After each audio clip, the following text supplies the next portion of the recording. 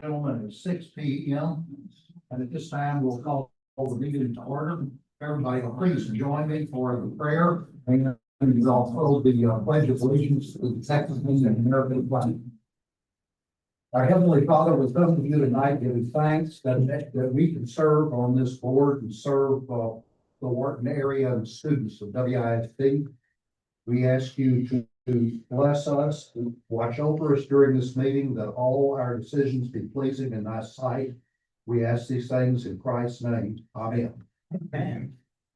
I Pledge allegiance to the flag of the United States of America and to the republic for which it stands, one nation, under God, indivisible, with liberty and justice for all. On the Texas flag, I pledge allegiance to thee, Texas, one state, under God, one indivisible. We want to welcome all of you to the meeting tonight. I'd like to call at this time the secretary for the board, Lisa Martin Pettis, to give the social contract. Maintain professionalism, honor the golden rule and one another, give adequate time for open discussion about everyone. Remember the vision and motto, come prepared and focused on the agenda and be respectfully presented. Thank you. Is there anyone here to make public comment? If not, we'll move to item number 4, the public hearing to discuss budget proposed tax rate. Item 4A is consideration discussion of budget for 2025 through 26 fiscal year for the general fund, debt service fund, and food service funds, and proposed tax rate. Ms. Hooper. Good evening, everybody. I'm gonna go over some information first, and then, after I go over the information, then we will, go into voting for the general fund, debt service and food. So we have some updates on House Bill 2. There will be a $4,000 increase for teachers with 3 to 4 years of experience, 8,000 for teachers with 5 or more years of experience. Details from TEA have been released to districts on how to define a teacher. So at this time, the information that we have to define a teacher is that they have to be in a classroom for more than 4 periods a day, coded at 087 and on the teacher pay matrix. This does not include counselors, librarians, nurses, or administrators. Basic allotment per student has increased by $55, and the teacher retention allotment is permanent. The other small allotments can be used for non-teaching staff and some overhead costs. And the calculation, for us to be reimbursed would be submitted on our fall peaks. So in October, when we do our fall peaks, all the information that we have in our system will be uploaded and they will reimburse us, for this pay increase, and after we submit all of our information. With House Bill 2, we're still getting more information, and we have time to bring the budget back to the board in August if we have to do any amendments before September conference. So the budget is based on prior year laws and a rough estimate of new laws that are passed. Property values at this time are estimates given to us by the CAD office. The certified tax roll should be given to us in July of 2025. The budget is built on our 24-25 student attendance, our ADA. And we're gonna still get that one-time payment from Chapter 313 of $679,000. Mr. Odewale has made salary adjustments and removed positions totaling $975,000. And we've made cuts in the M&O budget of $200,000. Sure. Say that again, please. Mr. Odewale has made salary adjustments and removed positions totaling $975,000. And then the $200,000 for M&O. That is all the information I have for the public hearing. Do you have any other questions? I don't believe I do. Do you have an idea, would it be toward the end of July before you receive certified roll? Yes. Okay. So we will, we'll receive certified rolls in July. We will know then what the tax rates are going to be, and then we will bring that back to the board for approval in August. Yes, Just like on the M and O side, what changed, I mean, you know, specifically, or I do not know specifically, but, I can get that is information. that something we're gonna kind of wait on so they give more detail before we do this, in case we need to move pennies in a different hat or so? Yes. So then also, a part of this is, to discuss the proposed tax rate. We are not adopting the tax rate at this time, it's just proposed. We are proposing at this time to keep M and O and debt service the same as our current year. M and O is 0.6906. And our debt service is 0.0346, with a total of 1.037. Yes. I guess that's where my question goes. That's something we wanna look at, or is there something we wanna? So TPA is gonna, suppress our tax rate, so we can only go as high as they allow us to. So we are projecting that they're actually going to go down on this, going to come back in August. And also debt service as well. We're projecting that they're gonna make us go down on that rate as well. Cheryl, there's two questions that I have. Yes. And I can't remember if privately or in meeting I had asked this question. But, did we have, when the district borrowed the money for bond issue, did we have a staggered payment system where, in other words, the first 5 years, and then it escalated in the 5th year or somewhere? There's a debt service payment plan book that we have to take, and we have it posted on our website, and we have to abide by those payment plans. Right. Could you check sometimes to see, because a lot of times there will be deferred interest Yes, so 1 year we pay interest, the next year we pay that, principal, 1 year, then the next year we pay principal in it. that was the question. Yes. Yes. Thank you. Any other questions about the, public hearing? Or anybody have any questions? Thank you. Yes. Okay. Then we can go into, Item 4B, consideration and adoption of the budget 2025 to the fiscal year for the general fund, debt service fund, and food service fund. okay. So you can see here on, exhibit A, this is our projected revenues for 25-26. We are projecting $21.6 million in revenue. On, exhibit B, we are projecting $23.2 million of expenses. Our estimated deficit is $1.6 million. So if you remember at our budget workshop that we had on June 5th, we were projecting our deficit to be 1.75 million, and we have brought it down to 1.6. So we have come down $175,000. Do you anticipate that number is going to get even better? Yes, we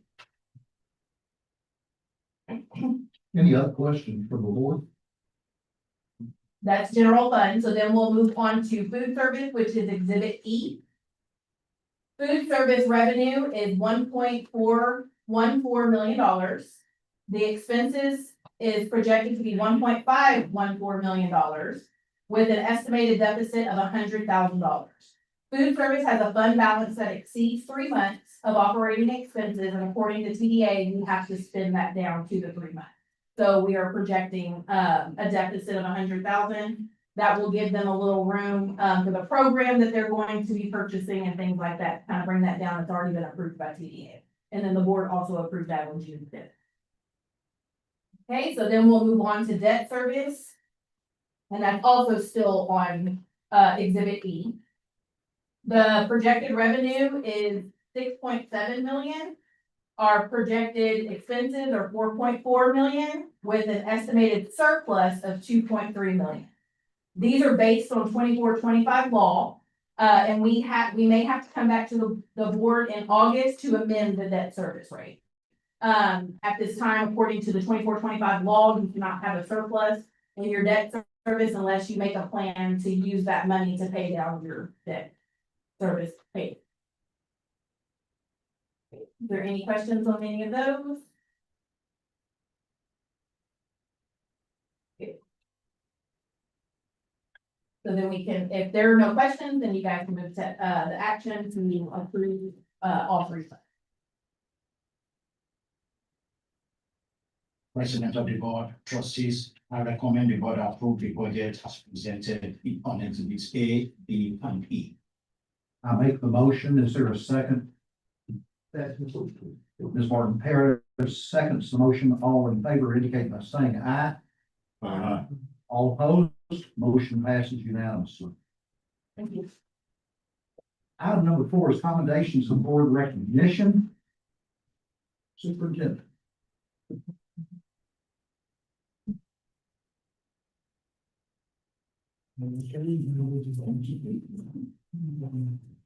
Board President and members of the trustees. It's an honor to bring to us members of the community, members that have been helping our campuses all year long. Anytime we call them, they are always available. And today, the first family we want to call on is Mr. and Mrs. Brandon and Liz Khrushchev. Please come forward, Mr. Khrushchev. Thank you all so much for what you do across the district and the high school in particular. Thank you so much.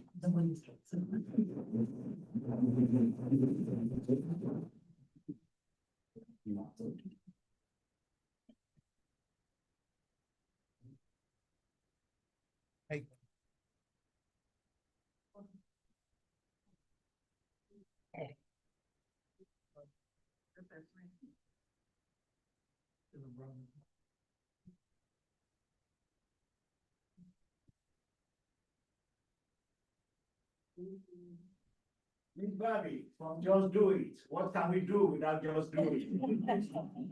High school, elementary.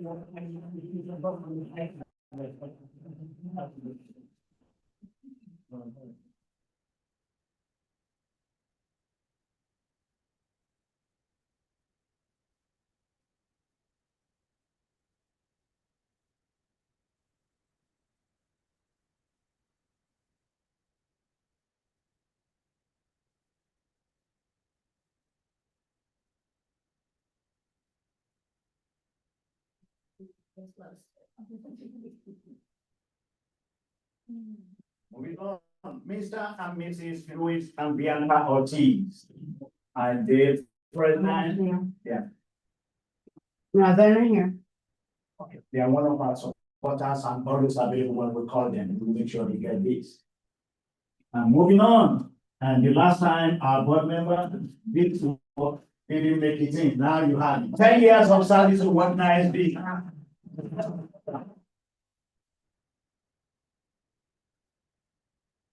Thank you for everything. You're a blessing to the whole community.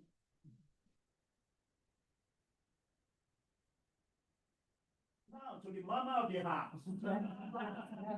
Everybody knows who I'm talking about. 35 years of service to what nice deed. Last year, the city of Wharton made a proclamation for Miss Moselle. Mr. Don Healy, the former superintendent, I am grateful and appreciation to all your years of dedication to the children of what nice deed. To the current president of the board, Ms. Moselle Stevens has dedicated her life to Wharton by providing guidance, understanding, and education to the members of our community. Until this present moment, at this time, we have a place that Miss Moselle is the crossing guard every day, 5:30 a.m. Did well. And no driver, those who never mess with Miss Moselle. Miss Moselle, congratulations.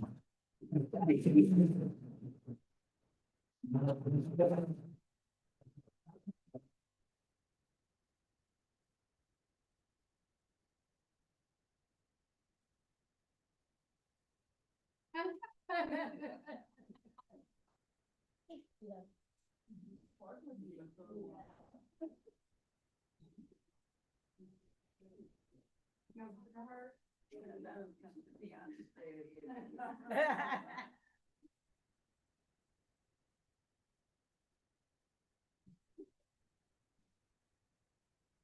I have a picture with all of y'all with it? Thank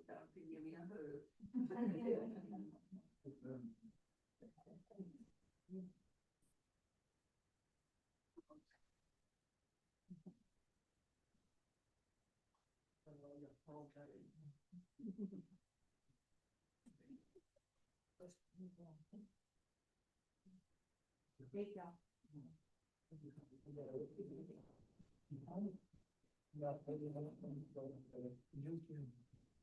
I'll give the last one. Yes. Oh, yeah. Y'all here? Mike, right there, turn it on. You got me, I got the kids under control. I got a big mouth. But I do the, I would like to face them, I don't like to talk so much to my back. Sorry, Tim, no, turn. Oh, you want to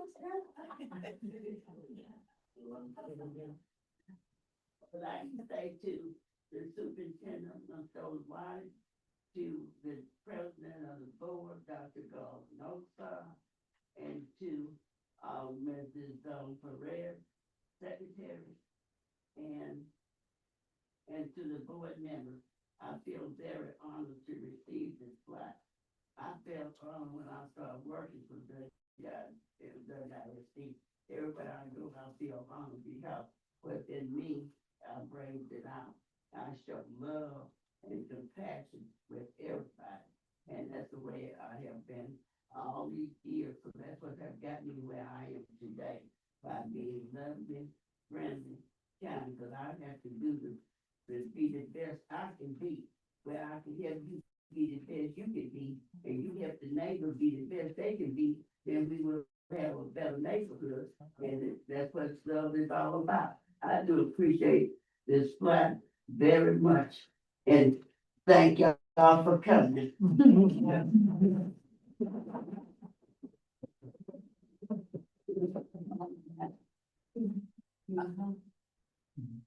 I can sleep.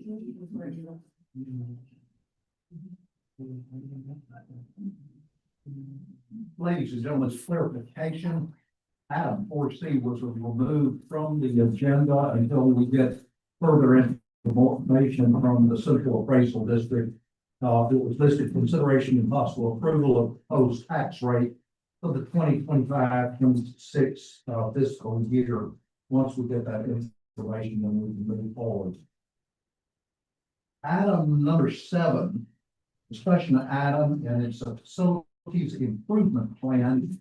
Mr. Lindner, if you would please come to the podium.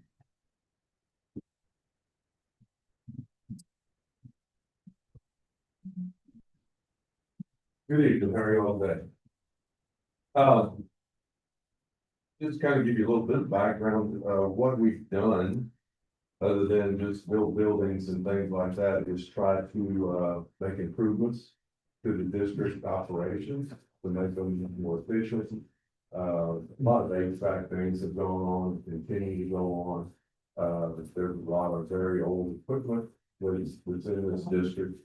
And one thing that I brought to a neighboring district was an energy management system plan to help alleviate expenses every month. We have a very large utility bill here. Really no one's fault. You can tell people to turn the lights off when they leave a room. You can tell them to raise the thermostats. You can do all those good things. But if you don't have a control system in place, a lot of waste occurs. I walk in, I come on Sunday sometimes because there's nobody around and I can sit and be working, then I'll get called and everything else. And systems are wide open and running. That's no one's fault. But it's just the result of not having control systems in place. We just recently finished the junior high, which I believe everyone is really, really happy with. And we do have an outstanding control system in place in that facility. And it was put together by Snyder Electric, which is a very large nationwide company. One of the things they do offer are those services to put control systems and management in place for the district. It's a cost share type program, and I brought 3 representatives from Snyder tonight to visit with you, give you some information. This is for discussion only, just so you kind of know where we're going. Looking to save money for the district in the long term, but allow us to improve things also in the end. So, and y'all want to come forward? Mike, thanks for the introduction. You're very welcome. I'm gonna turn it over to these 3. They can introduce themselves to you. You're very welcome. I'm gonna talk some presentations, you know, as well, when we don't have partners.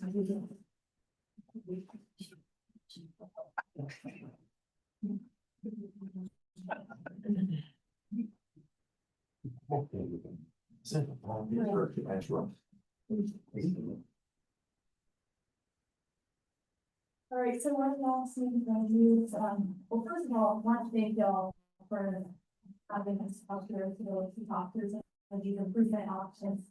Mr. O and Dr. Mills, obviously, again, as also members of the board.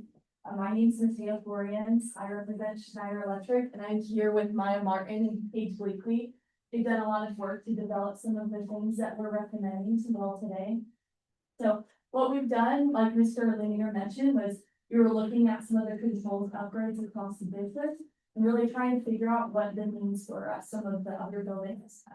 Like you mentioned, they're a little bit older, and so we're trying to find ways to make them run as efficiently as possible, make sure that they, you know, stay here for the long term. And so we'll talk about some of the things that we found when our engineers were out on site. And then we'll talk through what the next steps look like. Again, this is just an informational thing, but if it all was moving forward, we call it an investment grade audit, which is basically a design agreement to develop scope that's of highest priority to you all today. We'll talk about that a little bit more further on. And again, this first page just talks about why we were here and why we were brought in. Again, with not having much visibility on the control side, there's a lot of controls that are either outdated on different areas of campus, and they just need to be upgraded. A lot of that equipment is nearing end of life, and it's getting to the point where it's either a safety concern or the maintenance team is spending a lot of time and extra dollars to keep some of those systems running. So we're saying, let's look at controls and then identify other efficiency opportunities to pay and supplement those controls. So that's kind of the reason why we were brought in today. The next page goes through the typical procurement process that I'm sure y'all are familiar with. Especially with the new junior high being built. A lot of times what happens with school districts is they are managing multiple vendors. And so you have an architect you work with, you have a contractor, and sometimes it can lead to finger pointing and nobody's really accountable for the end result. And so our business model on this next page works a little bit differently. Where we act as a single partner from design, implementation, and we also guarantee performance on everything that we're installing. So it makes the process a little bit more efficient for the school district, but also gives you a little bit more peace of mind because we work collaboratively with you all on the design process to finalize savings, price, and final project scope. So once we get aligned with that, that's when we would move into construction. We also guarantee our price and there'd be no change orders working with us.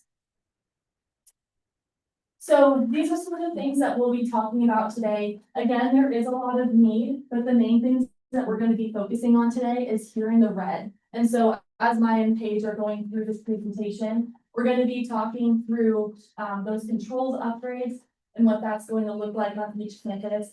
Also, with the junior high being pretty new, what we're referring to is the older portions of the building. So that critical boxes you'll see in red, that's referring to the older portions like the gym, etc. And then we're finding ways to, you know, pay for that through lighting and building controls, you know, making those systems a little bit more efficient. And then the other thing that we'll be talking through is electrical safety. A lot of the infrastructure is pretty old, some of it's even 40 years old, so yeah, just kind of becoming a safety concern and something for y'all to do once over time. And I'll have Paige quickly come up to talk through the controls. Thank you, Ted. Good evening, everyone. Thanks again for having me here. So my name is Paige Bleakley, and Maya is one of my teammates. We're project development managers. So we came out a couple of months ago with a team of engineers, energy engineer and ourselves. We did a brief walkthrough of your facilities to evaluate the needs and opportunities in your facilities. And these projects are focused on energy savings. So we're looking for upgrades that drive the most reduction in your electric, water, and natural gas bills. And then we're hopefully combining a project that also addresses some deferred maintenance. And one of those that's kind of both categories, it helps save energy, and it's also a big deferred maintenance challenge for Mr. Lanier and his team of the control systems that run the HVAC equipment. So here's some pictures just throughout the campuses of some of the older equipment. Schneider Electric did provide the controls in the new junior high project, and we would hopefully upgrade every campus in every building, build similar to what has been installed in the junior high.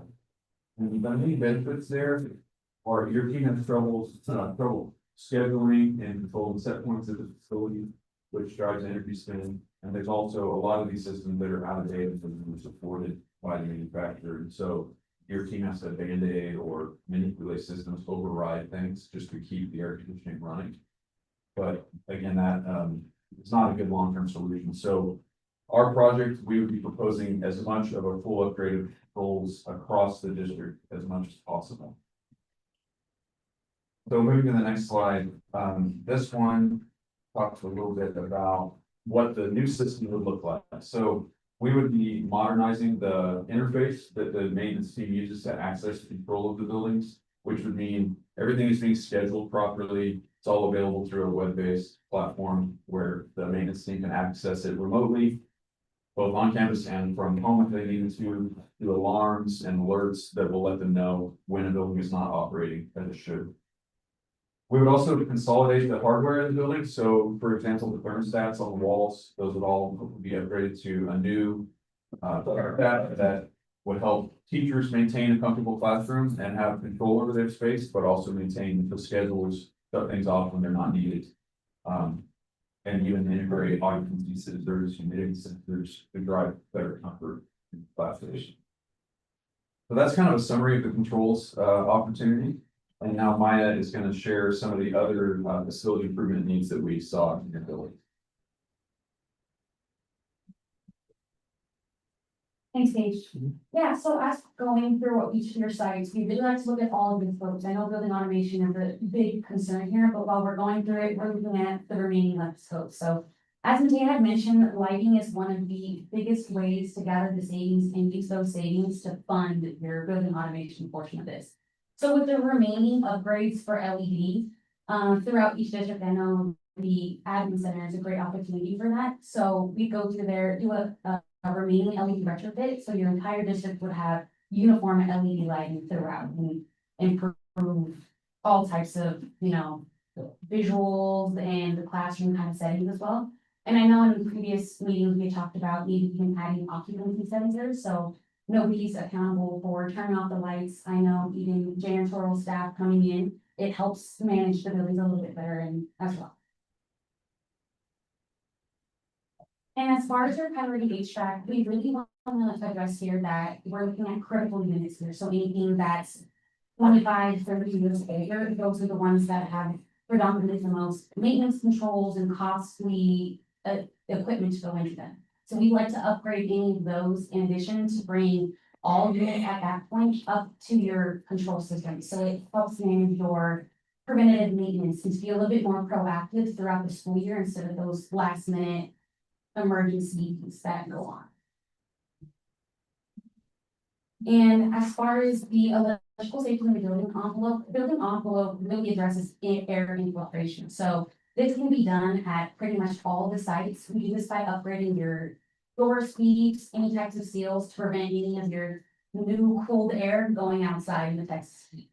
And We also offer the electrical safety aspect of that. This is just a general safety for any gear that's going to near end of life, to just upgrade those where they're critical at. And to make sure that while anybody's in the system, there's just that additional safety precaution as well. And lastly, we do recommend to upgrade any transformers, as new equipment offers a lower cost utility and makes everything more efficient as well. And lastly, we just wanted to show a gallery of both critical and medium priority. So the red versus blue, like I mentioned, the end of life, HVAC units, and even to the right hand side, some of those cosmetic issues like ceiling tile damage that can be still addressed through the air conditioning and the overall maintenance of your building. You'll see there even single pane windows that adds to building envelope. That's not a critical priority like I did in the door space, but it's something later on that can gather even more savings for your district. Turn this back to Tina. Okay, so this next page here, it's a little bit more about the finance aspect and what we're looking at as far as savings. We've talked about some of the savings opportunities that would be presented to y'all. But then, you know, packaging the building automation control savings, the lighting savings, and then some low cost building envelope savings. Using that as those high priority HVAC upgrades, and then the electrical here across the campus as well. That again is 40+ years old. And so what we're trying to do is we provide a guaranteed savings number to the school districts, and if you don't hit that savings number, we personally write the school district a check. It's for y'all to be aware of. But again, we have a team of funding experts too that help find different ways, including ways to pay for some of these things, especially with budgets being really tight right now. Now, as we're looking at this next slide, we have our energy engineers assess your utility spend across the entire district. And what we found is that y'all spend $526,000 annually on your utilities. It's a little high, and so what we're estimating, again, these are very high level numbers. When we're in design, we'll be able to refine these savings. But we wanted to show you that we provide an estimated savings of $115,000 annually. We use escalation by the Department of Energy to basically say that over a period of 20 years, you would be saving, this district would be saving $3.6 million that we'd be able to use, completely guaranteed by us, to help offset the cost of some of this work. We also are backed by legislation to be able to do this in Texas, and have found that a lot of school districts in Texas have used this and found it played pretty well for them. Now, these are a couple of financing options. We are not financial advisors, but we just want y'all to get an idea of some of the options that would be available if you were to go out for any financing. Our savings would cover that portion of the financing. And so if there was a situation where y'all, we're looking for design, figuring out final price and cost and all of that, and y'all want to use some money from general fund, and then maybe want to go out for financing, there's an option to do that. But just 2 things for y'all to be aware of as well, and good conversations to have with people on your financing team. Now this goes over our stats in Texas. Born and raised here, been here for 33 years, and we've guaranteed over $1 billion in savings for school districts in Texas. Just showing a list of some of the districts we've worked with, and we're ranked #1 in our industry at what we do. Just want to emphasize that we're here to be a long-term partner for y'all. We do lots of phases of work with different school districts. So looking forward to continuing those conversations with you. This is the next steps. So we've already been out on site. We've talked with different members of the admin team. We're here presenting some of this information to you today. What we would do after this is move into what we call the investment grade audit. It's a design agreement where we would again finalize scope, savings, and price. We'll have multiple touch points, which y'all can see as the 50% update and the 90%. This is when a financial piece would come into play if we did not decide to move forward with the project. If you did, the cost of that development would be rolled into the final cost of the project. It would be included in construction. So again, this is kind of what our process looks like, and I wanted to open up the floor to any questions that y'all may have about this, because a lot of information.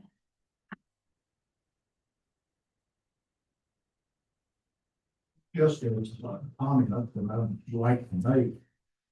Just at this point, if you'll notice on vendors and vendors over $50,000 as of today.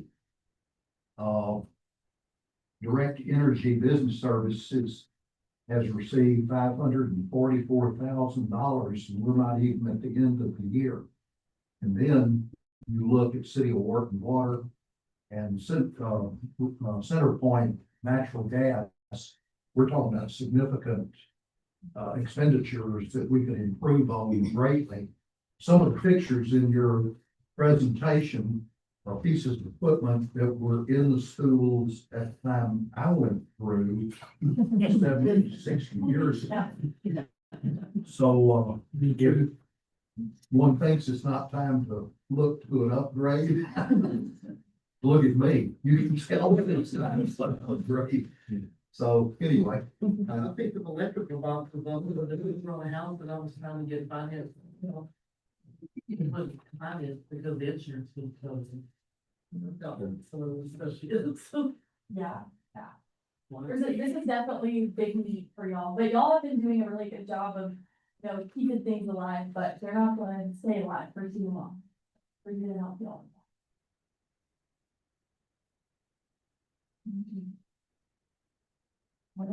Appreciate the sure trouble. good to see all three of Yeah. you again. Thanks for coming up here tonight. No problem. Thank y'all so much. This is a good conversation. Board, under consent agenda, we have three items: approve the monthly financial reports, minutes of the regular board meeting of May 15th, 2025, minutes of special board meeting June the 5th, 2025, and something that I wanted to bring to your attention. I'm sorry I did not catch this until right before the meeting started. If you will take a look at the regular meeting of May the 15th, and this is a minor deal, but I think it would be best that we corrected it. You'll notice on the second page, board rescheduled, and it says the May meeting to June 17th. I believe that should be June meeting. And with that tiny adjustment, I'd make the motion that we go ahead and approve all the items under that consent agenda. So moved. Okay, the motion has been made. Is there a second? Mr. Henderson made the motion. Second. Alicia seconds the motion. All in favor indicate by saying aye. All opposed? Motion passes. Under action items, item number 9A, consideration possible approval of baseball field upgrades.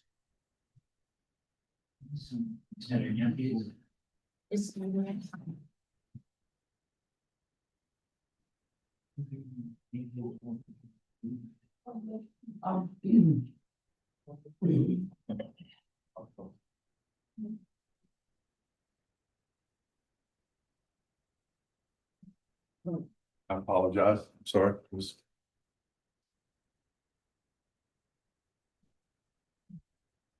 Is for all grade. Oh, okay.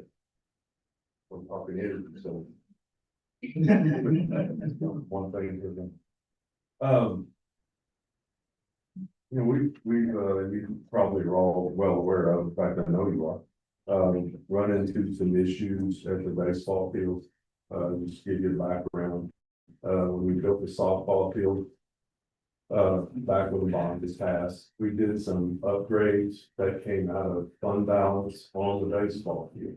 That was the field itself. It was in not great condition, right behind shortstop area, second base area, it dropped off about. It was pretty bad. So we went in and we fixed the field itself and put in a new sprinkler system, laid the new turf down, so it was all in good shape. At the time, we went in and we replaced some boards in the bleachers, knowing quite well that, it was gonna be in need of something. I did look at and ran some numbers on just replacing the entire bleachers with aluminum structure and everything. That's just completely out of the question to do. But in further analysis of the structure that was built there, it's pretty solid. The uprights are I-beam, they're in the ground, they're gonna be there a long time. The supports that hold the walkway boards are angle iron, they're in bad shape. And they're causing the boards to fall. You can replace over and over, not gonna stop someone from going through. The press box is in not great shape. That was built, and I don't know when all this was built years and years ago. We came into some problems with the netting on the backstop, that was another thing. And that's already been purchased in here.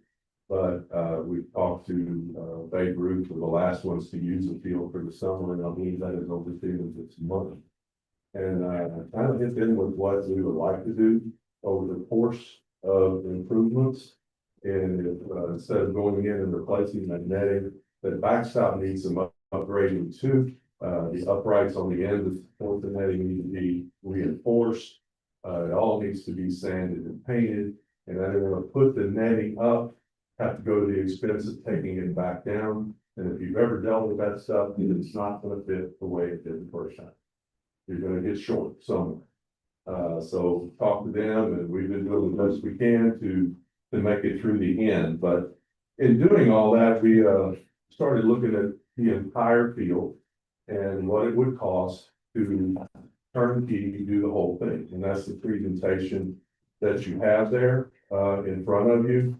And my printout starts with the backstop, and you can see how pricey everything is, but these are good prices compared to a lot. The netting itself is $14,200, but we've already got that ordered. It's on site. It's ready to go up, but we get the brakes. So let's see what we're going to do with this whole project before we proceed with that.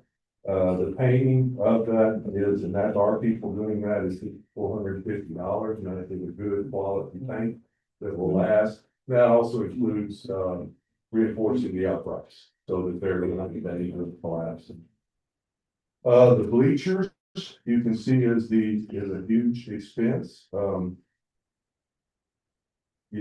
Reinforcing the supports that are underneath with angle iron, and again, that's our people doing that's $4,700. To paint the bleachers with a good galvanized paint, and we talked to a local vendor about doing that. That's $17,045. Replacing the walkways and the kickboards with no longer wood, but with aluminum that will be there forever. The seats are already aluminum. That's the good thing. We don't have to touch those. But the walkways and the kickboards, that's $45,187.85. And that's just material costs. That's the purchase. So we would do the installation. The press box, I had to go to an outside vendor to get an estimate on that to replace. And that is tearing that apart, using the structure that's there, because it's, pretty good, the structure, but all the walls, interior, exterior, floor, the roof, the air conditioning system, it's all about at the end of its lifespan. And we got a bid on that for $59,849. Then we started looking at dugouts, and that's to replace the wooden seating. What they didn't play baseball, but I did. You never sit on the seat, you sit on the level behind, so your spikes tear up the seat. You paint it, a week later it's tore up. So we're looking at replacing that with aluminum baseball benches. That's $7,000. The cubbies that are in there were shop built, I guess, for lack of a better term. And of course, in Texas weather, as much as our humidity is high, 99% of the time, that swells and it gets pretty tough. We did not put cubbies in for helmets and bats in the softball field, when it was left out, so this price would include cubbies for visitors at home, on the baseball field and the softball. It would match on that. We would paint the dugouts, and again, that's with a local vendor. The concession stand, these are really minor things, but there's some rotten wood that's on that. Of course, we use a concession stand at the softball field most of the time, but you want to keep your buildings up. Don't let them just start to go down, because they continue to go down. And what they term here, the Babe Ruth boardroom building, you know, that's got some exterior rotted wood and needs painting, and you can see the two figures on that. I did put a budget item in there for part-time workers.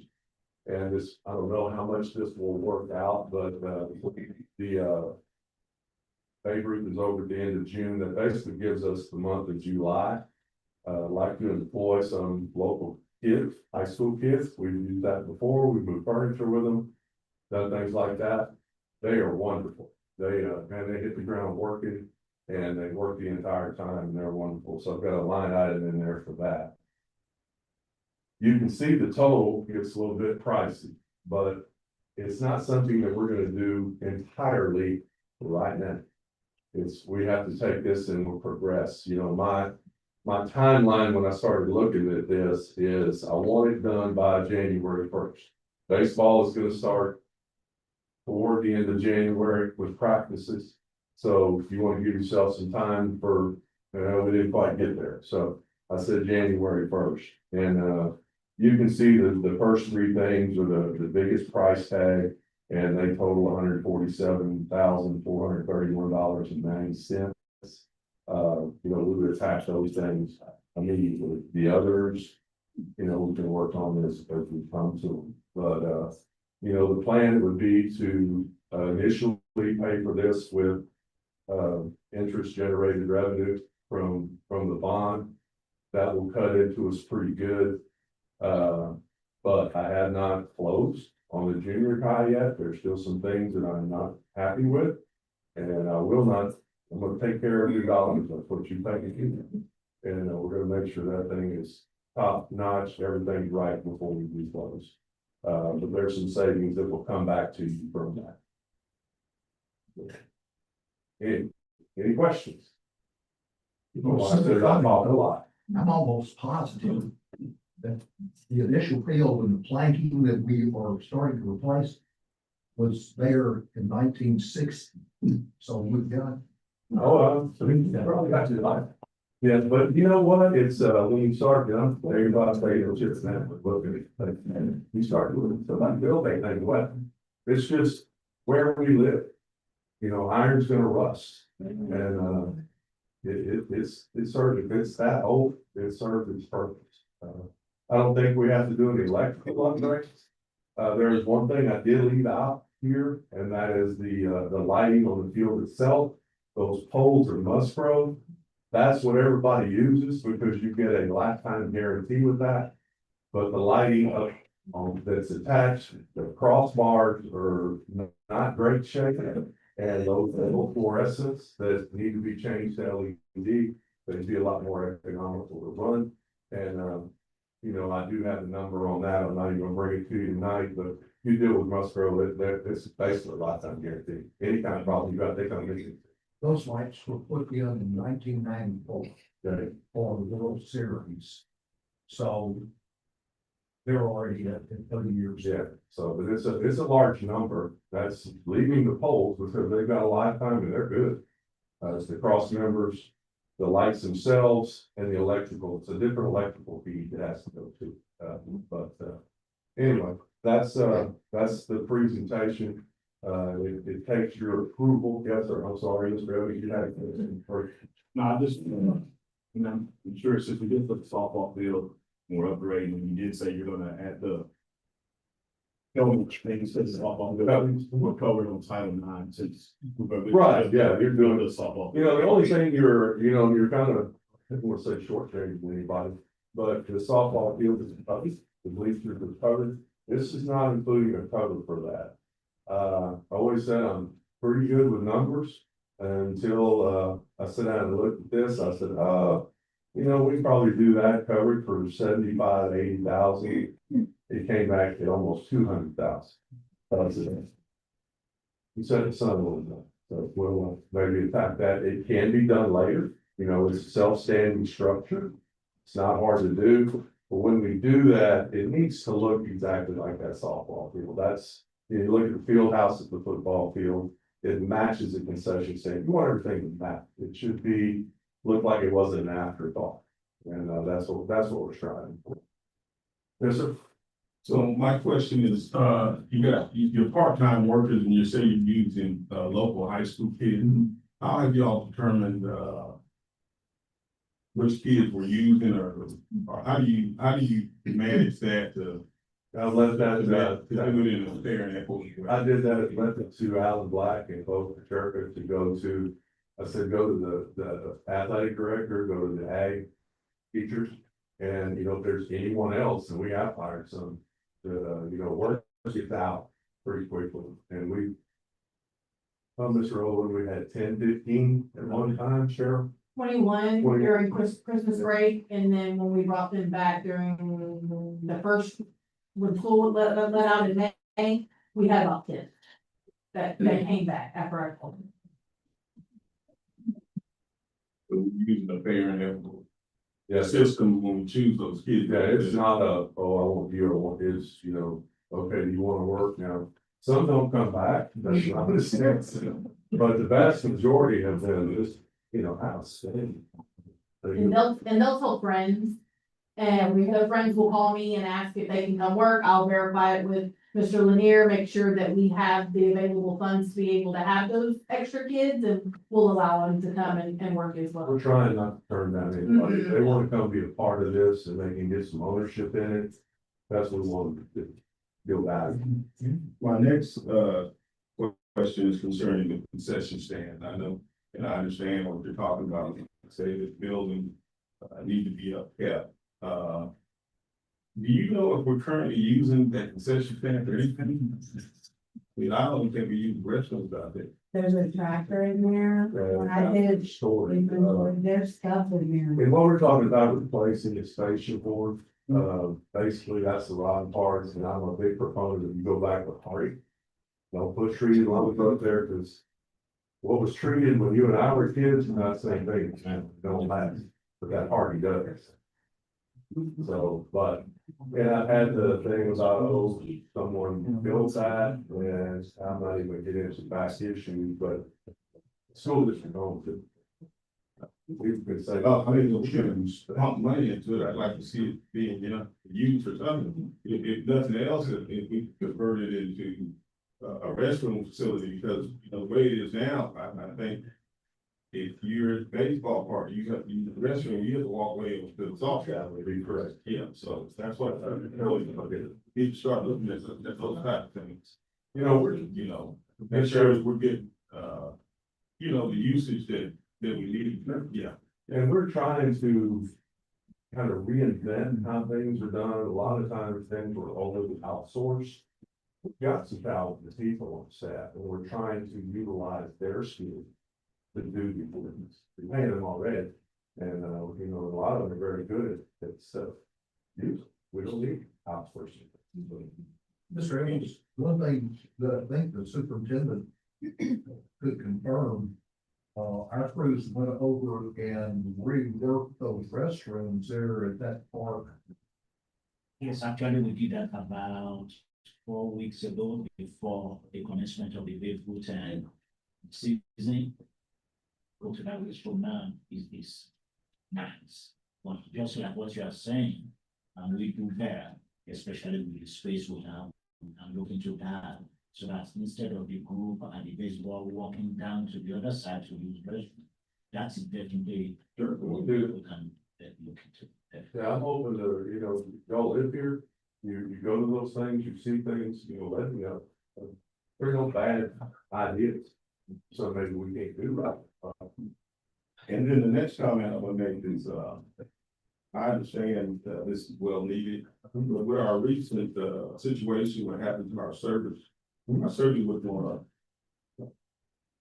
go out and, produce some expenditure for a baseball field.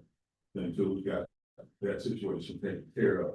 And I know you mentioned that the way that we're gonna pay for this would be from the interest revenues from bond. So I guess my question, I don't know if you can answer this or not, but relating to our situation with our servers, and I did see a comment that it could be a pretty expensive. Already done.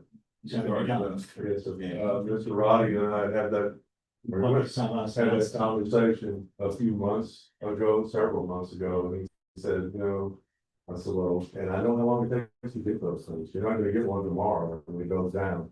So he said there are 5 here in house and he got the pricing and we ordered and purchased 2 off of the interest earned. That's facility improvement. So we had him on site. So he's in the process of getting all that stood back up. So we're gonna look at, okay, we need to look at a couple more, because the others are newer, but that much.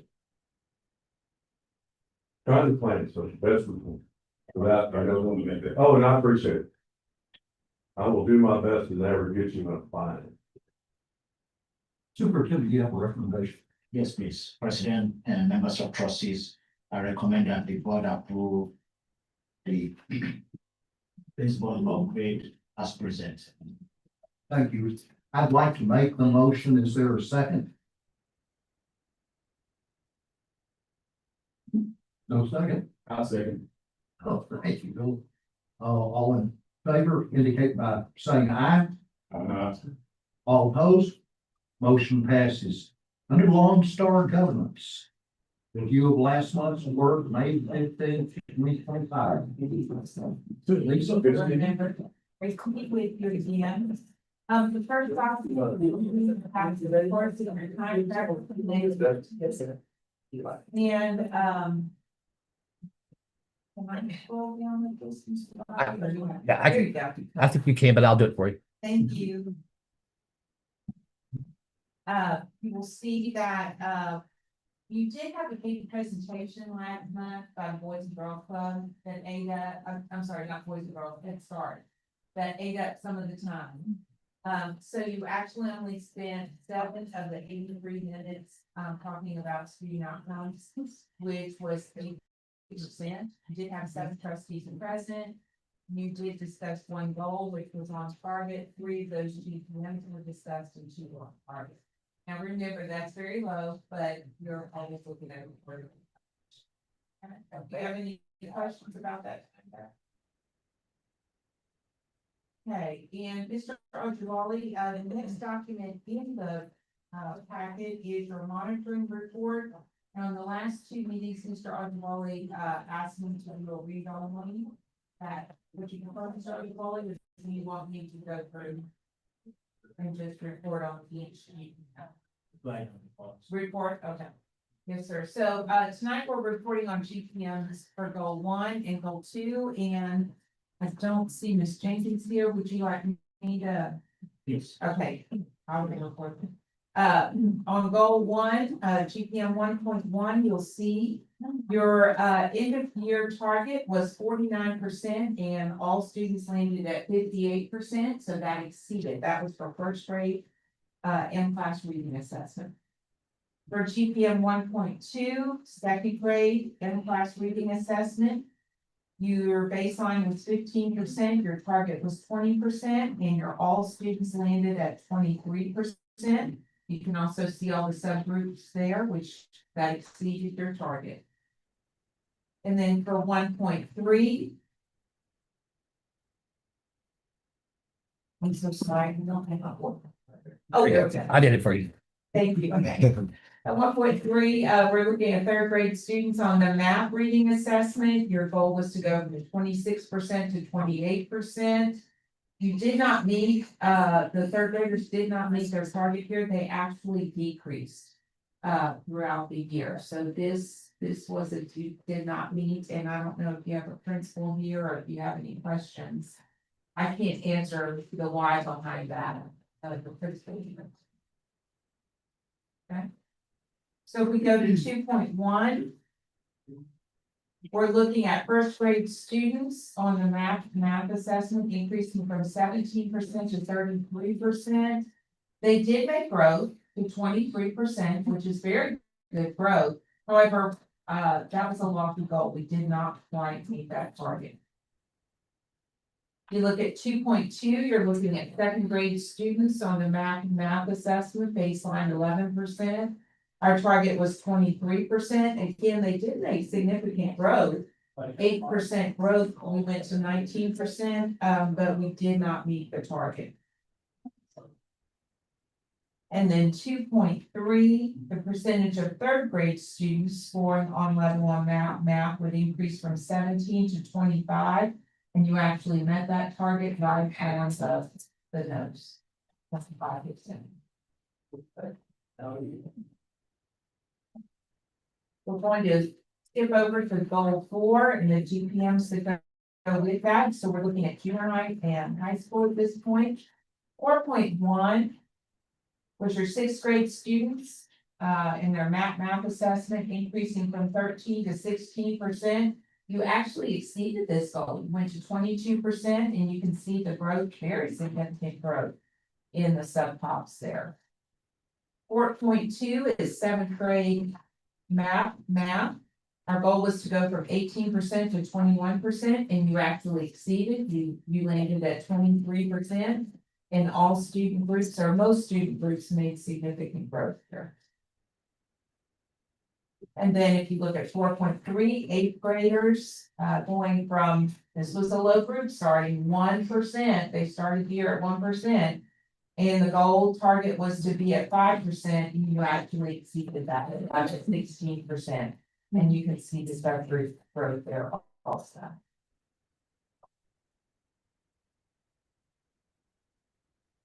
And then if we look at goal 5 and 5.1, specifically seventh grade students scoring high average above on the math ELA assessment. You wanted that to go from 12% to 15%. You achieved that and actually exceeded it by 1%. You're at 16%, and you can see the growth there. And then 5.2 would be your eighth grade students. You wanted them to, they started the year at 21 and your target was 24. They actually decreased. Not there, so you did not move that target. And again, I'm sure Mr. Rajawali, if you have questions, usually our Ms. Jenkins is here to answer those questions, but I'm sure if you have questions about those specific areas, Mr. Rajawali can get you that information. And then 5.3, your ninth graders, wanted them to go from 28% to 32%. You actually well exceeded that goal. You actually exceeded the 5-year target there. If you look at your page, our target for August 2029 was 44%. So you shot that one out of the park. So that one really was great.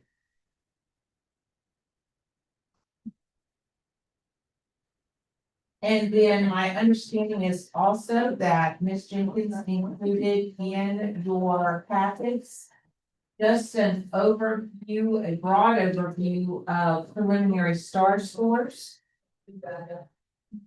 And I believe, Mr. Rajawali, is this at the approach level? All of these is not yet. All of this is at the approach level. So my understanding is in July, we'll come back to look at all of your LSG goals again, because your LSG goals, remember, are at the needs level. Because needs is classified by TEA as truly on level. Students who score at needs are more likely to not need intervention the following year to maintain that. So this is the approach level. And again, this is just preliminary data. It may change a little bit because TEA has to filter out who moved in, who moved out, mobility, things like that, okay? So if you look at that, it looks like Ms. Jenkins color-coded this for you. And everywhere you see in green, there was growth from your STAR 2024 at the approaches level. There were 2 areas, 4th grade reading and 4th grade math, that did not make growth, but overall growth in quite a few areas.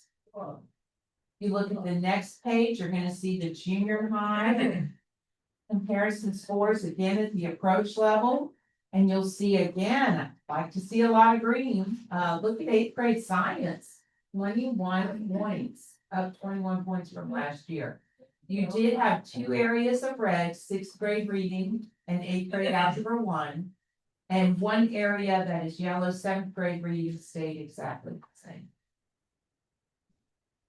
I have Dr. Ware here if she wants to come. Oh, Because we have a plan for. I'm so sorry, Dr. Ware. I know you've been sick. No problem. Come on. So for junior high, I'll speak a little bit to what we're anticipating doing for the 25-26 school year in order to continue with the growth that we have accomplished for this year, as well as address the areas that are red. So a couple of things that we've done, but we're gonna continue with, are definitely trying to block kids with their scheduling, which means that their ELA, they'll have two classes of that. They'll have one with a teacher of record, and then they'll have Read 180, which is our platform to give them remediation. So they'll have two classes of that. That'll be repeated this year with our students, but there will be more of the students that did not, that were not so successful. Then for our other area where we're addressing for algebra 1, that was just one kid. That one kid was sick on the day that we took the test. So he is taking it, he should have taken it today or tomorrow. So he should be repeating it, so that way we can have 100% fill. But everywhere else, we'll continue with the same momentum that we had this year, making sure that our kids are being addressed in the classroom, the gaps are being closed, our teachers are being developed. All of that will still be done in classroom this year, as well as additional support is being given to us, our regional area. There's another grant that we have that will continue with support, not only in math and reading, but it's also going to include science and social studies. So you should see some more growth in our students over the next couple of years. Thank you. thank you, Dr. Ware. That's so exciting to know that really your algebra 1 will probably turn green, hopefully, when that one Definitely. passes. Hopefully, that's gonna turn green by the next report. And then seventh grade reading stayed the same, and then sixth grade reading only went down by 1 point. That's a very, very positive report for junior high. So congratulations. Okay, and then the last report that Ms. Jenkins prepared for you was STAR EOC at our high school. And you see for English 1, it was no difference, 47% approaches. English 2 did go down by 13 points, as well as Algebra 1 went down 9 points. Biology actually went up 12. We're seeing a pattern there. Definitely, 8th grade science and biology went up quite a bit. And then US history actually went down 2 points. I have Ms. Holmes there, Ms. Owens. Okay.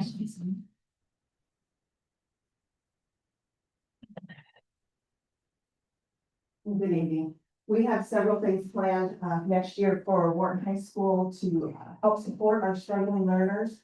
One of the most important things we have are core content teachers have not only a conference period, but a shared planning intervention period. We are putting in place next year that 3 days a week, those core content teachers are going to be pulling our unsuccessful EOC testers for intervention and support. Additionally, we have embedded in our school day a 10-minute add-on to our second period as like a homeroom. But during that time, teachers are going to be very strategic in teaching test taking strategies. That way, we're not only getting our non-EOC successful students, but all of our students, because those are just good, solid, steady habits. Additionally, English is an area that we struggle with. Our emerging bilingual students, we are using a number of our Read 180 licenses. We are fortunate in that the 8th graders did so well on the Reading Star that we had some extra Read 180 licenses to utilize. So we have strategically placed several of our EB students into 2 sections of Read 180 with Miss Diona, who has great results. And lastly, what we're going to do, we have, we're going to also provide extra support for our EB students. Miss Janine Arizqueta is going to be teaching an ESL intervention. She is a Spanish teacher who can also teach ESL, so we're going to support our English in that as well. So with our algebra 1, we would have Mr. Zarate and Ms. Trident. They're going to be pulling those kids 3 days a week for that extra intervention. We have Ms. Garrett, who's highly successful. She's moving into English 1, English 2, and we're going to have another teacher, very young, very eager They're gonna work very, very well together. US history, you know, a 2-point dip, and we can work with that. But also just know that our EOCs are tomorrow, our US history kids who were unsuccessful in the spring will take their EOC tomorrow. English 1 is taking place on Monday, biology on Tuesday, English 2 on Wednesday, and algebra on Thursday. So the students who were unsuccessful in the spring are coming in June to take their EOCs and give it another shot and hopefully knock it out. Thank you so much. This is my comment to the trustees and the stakeholders. Definitely start testing again starting tomorrow. I have no doubt in my mind that we are gonna pick up some more points at the high school. But the key to turning our district around is actually at the lower levels. Or the building. Mr. Keith, can you go back to Wharton Elementary for me, please? Wharton Elementary slide. Looking at Wharton Elementary slide, you can see all the greens apart from the 4th grade group, which we already addressed because we have a teacher problem there that we definitely noticed. And I will tell you this, between my decision and the campus preschool, those teachers are already removed. They will not be teaching 4th grade, definitely starting up. But looking at this, and that's why I call it building block. By the time this group of students make it to the junior high, you will see the turning around of our district because now they are on the road to recovery. All these scores you see are completely better than what we had in 2024. Please go to junior high. Junior high is outstanding. With all this green and 7th grade reading being flat, by the time our 8th graders are moving to high school, the increase in scores will definitely continue. And you can see the growth if we keep on to that momentum in the next 5 years of this district. All the newer students, lower students coming in, starting from Civils Elementary, once we fix the problem right from kinder, 1st grade, 2nd grade, all this will turn around in a matter of time. While we are focusing on those group of students, the high school, we are going to manage them. High school is already there. They are ready to go out. Now we are going to be picking points. They are testing now starting tomorrow. They are going to test again in December. Because some of them will say they are out on vacation or parents travel. But then they forgot. But when school starts in August, Mr. Always waiting for them in December, they're in school. So at that point, we are still going to make more points to all the high school students moving forward. But are we on the road to recovery? Without any doubt in my mind. I am waiting for the state to release the final result. I have no doubt in my mind that our result for this school year is definitely better than last school year. And that is what we need. We are going to keep up to that. Thank you. Mr. Owen, I look forward to also seeing once the scores come in. You know, we moved the mark on the approach, definitely in a lot of green areas. And so now I look forward to seeing how you move the mark in the meets and the master's level also. So that's great. And the more you do that, the more points you're going to get for growth. Also, remember in that APREF system, it's all about growth, students making growth. So even if some of those students did not meet, but they made growth, you're still going to get credit for them in the APREF system. And I believe that'll be released later in the summer, usually in August. Yeah, you'll see some data in July and some in August. Any questions? Board members? Thank you Lisa, so thank much. you for coming tonight. Thank you. Superintendent, we have recommendation for approval of the Old Star Governance Report. And trustees, please recommend that the trustees approve the LSG report as presented. Is there a motion? I'll make the motion to approve the. Ms. Pettis makes the motion, Alicia seconds the motion. All in favor indicate by saying aye. Aye. All opposed, motion passes.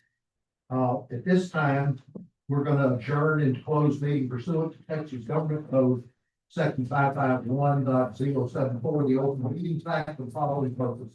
Personnel matters, you administer the contract. On the level 3 hearings, deliberations. Thank you so much. Lot 074 and 551.082. And Adam City Council. Hearings and related matters for employee grievances and any other subject matters permitted by law pursuant to Texas Government Code 551.071, 551.129. This time I call for executive session.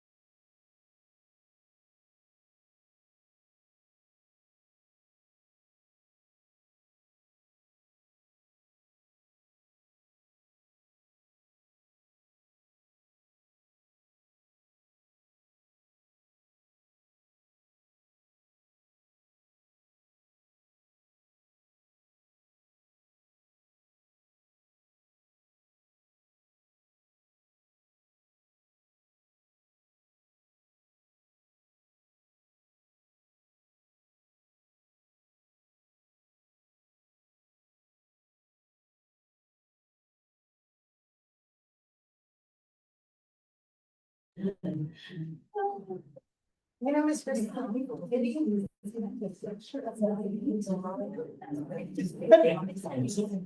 I would get it.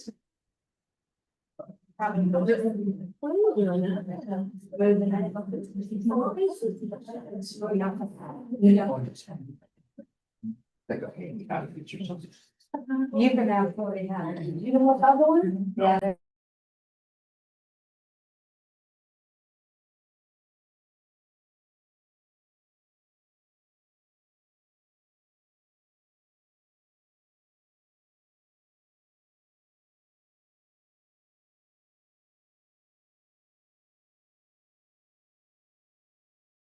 So.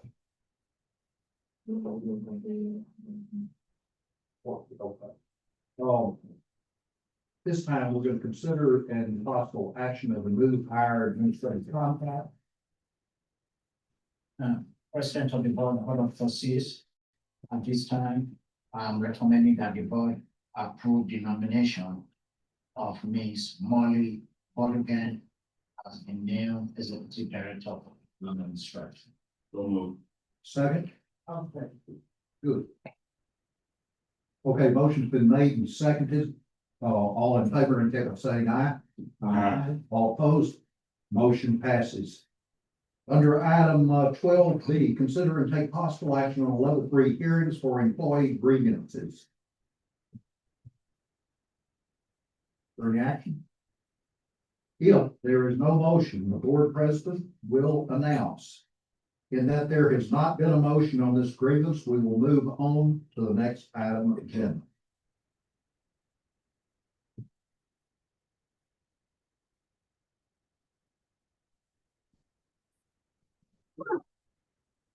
This is just Mr. Rivera report, and it's talking about cyber security issues.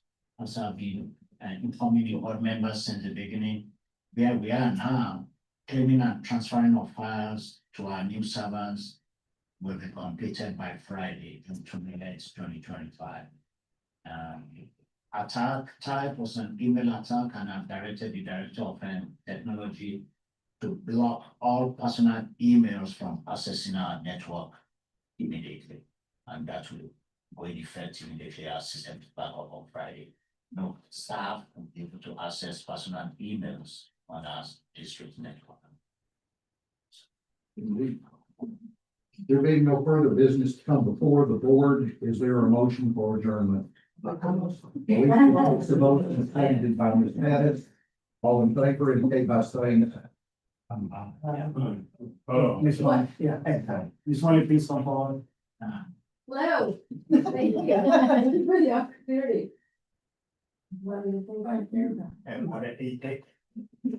No, I just, I have a big place in my heart for Wharton, and I'm excited to be back and, ready to do the work with all these fine people, and it's gonna be a tough job, and a really rewarding job, and I'm really looking forward to it. Congratulations, Ronald. It's 9:07 p.m. There being no further business to come before the board. The motion's been made and seconded for adjournment. All in favor, indicate by saying aye. Aye. All opposed, motion passes unanimously. Thank y'all.